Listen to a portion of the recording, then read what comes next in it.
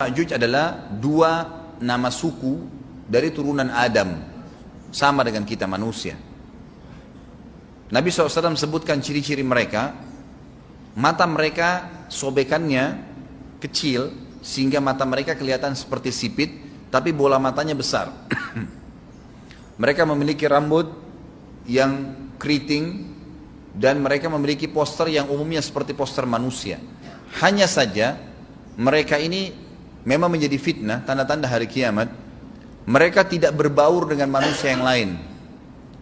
Salah seorang di antara mereka tahu kalau dia akan mati kalau sudah memiliki anak 1000. Tidak ada pengikutnya dari manusia biasa. Pada saat saya pelajari tentang Ya'juj Ma'juj ini tingkat 3 kuliah, kurang lebih waktu itu tahun 96, 97.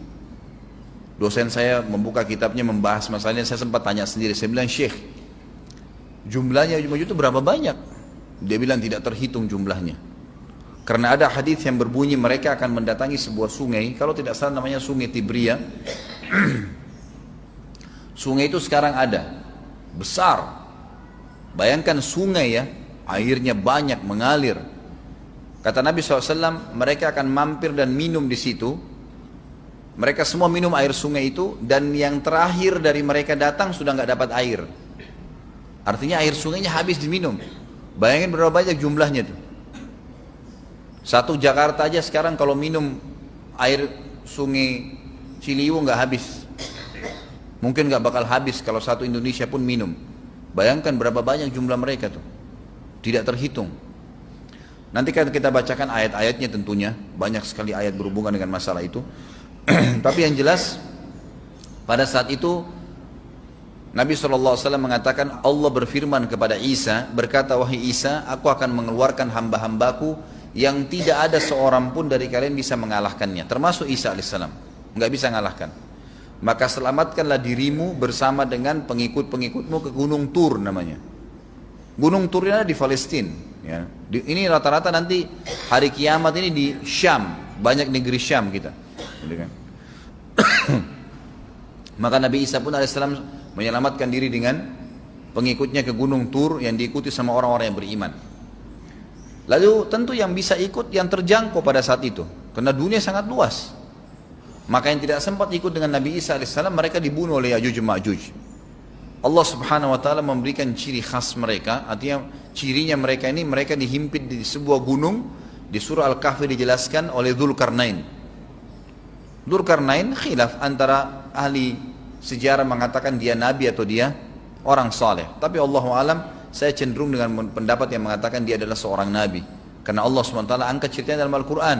Dan Allah berikan dia banyak mukjizat. Di antaranya mukjizatnya adalah menahan Ya'juj Ma'juj waktu itu ingin membuat kerusakan. Di zamannya dia dulu. Jadi memang Ya'juj Ma'juj ini ciri khasnya, kata Nabi SAW, mereka memakan apa saja. Batu, kalau hewan-hewan itu kalah jengking sama ular, binatang-binatang buas, harimau, mereka makan semua. Jadi bukan seperti manusia normalnya. Mereka membunuh semua yang bukan seperti mereka. Mereka buat kerusakan. Sampai-sampai kata Nabi SAW tidak ada yang bisa mengalahkan mereka dan jumlah mereka sangat banyak. Salah seorang di antara mereka tahu dia akan mati kalau sudah punya 1000 anak. Dan tidak menikah dengan umumnya orang. 2 suku ini saja. Kata Nabi SAW dalam hadis Bukhari, kecelakaanlah bagi orang-orang yang ada di Jazirah Arab. Kemungkinan besar makna ini adalah tempat mereka dekat dengan Jazirah Arab.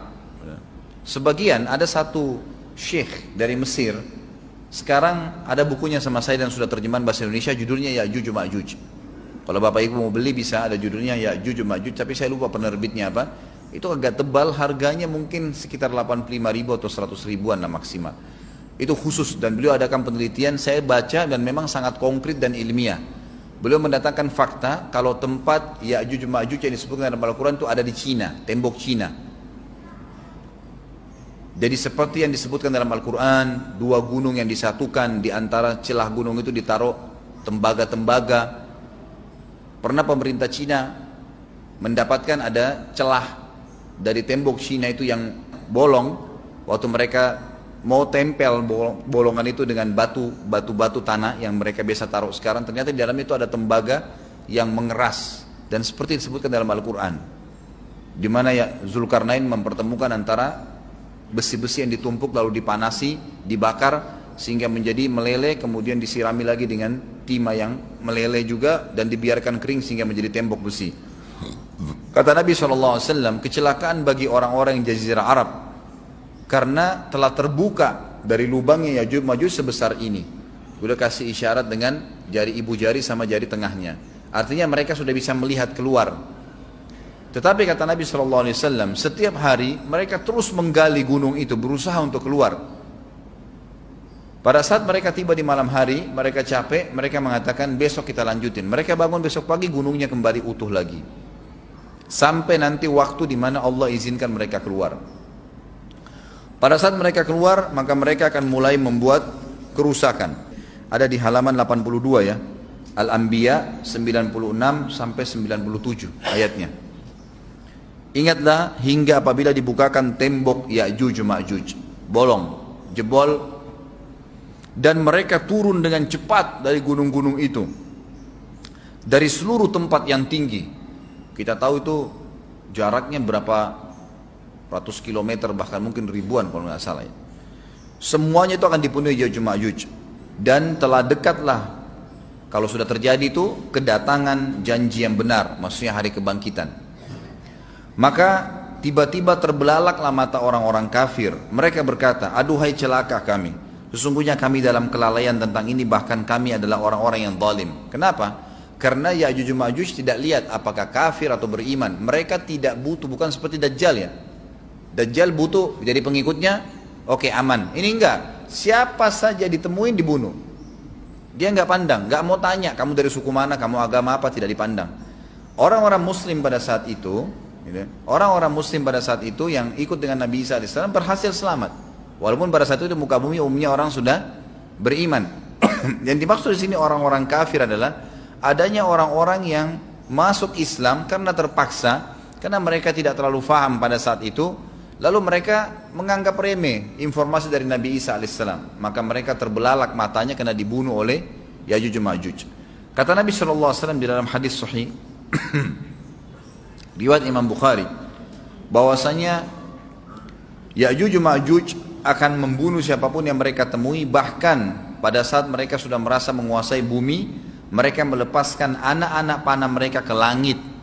Lalu Allah menurunkan anak-anak panah mereka sebagai fitnah, dipenuhi dengan darah. Maka mereka berkata, kami telah membunuh semua yang ada di bumi dan semua yang ada di langit. Maka sebagai penutup dalam bahasan itu, kata Nabi SAW, Allah lalu mengizinkan Isa untuk berdoa kepada Allah agar memusnahkan mereka.